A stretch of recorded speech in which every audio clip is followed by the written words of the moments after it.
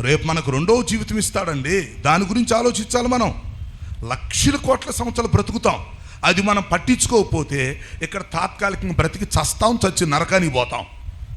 ఇప్పుడు యేసు ప్రభు వచ్చిన విషయాన్ని నువ్వు పట్టించుకోకపోతే, ఆ నిత్య జీవాన్ని గురించి నువ్వు ఆలోచించలేదనుకో, నువ్వేం చేస్తావు? 78 సంవత్సరాలు ఇక్కడ బ్రతుకుతావు, బ్రహ్మాండంగా హ్యాపీగా బ్రతుకుతావు, బాగా సంపాదిస్తావు, సంతోషిస్తావు, చస్తావు, నరకానికి పోతావు. ఇంక నువ్వు సాధించేది ఏంటి? తర్వాత నువ్వు సాధించేది ఏంటి? చచ్చినాకేం సాధిస్తావు? నరకానికి పోయి ఏం సాధిస్తావు? అందుకనే నువ్వు బ్రతికుండగానే నిన్ను పలకరీయటానికి ఆయన వచ్చాడు. క్రిస్మస్ అంటే ఏంటి? పలకరింపు. క్రిస్మస్ అంటే ఏంటి సార్? యేసుక్రీస్తు మనుషులను పలకరీయటానికి రావటమే క్రిస్మస్. పరలోకం నుంచి భూలోకానికి వచ్చాడండి. ఎందుకు వచ్చాడంటే పలకరీయడానికి వచ్చాడు. అందుకనే హ్యాపీ క్రిస్మస్ చెబుతున్నారు ప్రపంచం మొత్తం. ఒకళ్ళకొకళ్ళు హ్యాపీ క్రిస్మస్ చెబుతున్నారు. ఎందుకు? అరే దేవుడు పలకరీయటానికి వచ్చాడు మన దగ్గరికి.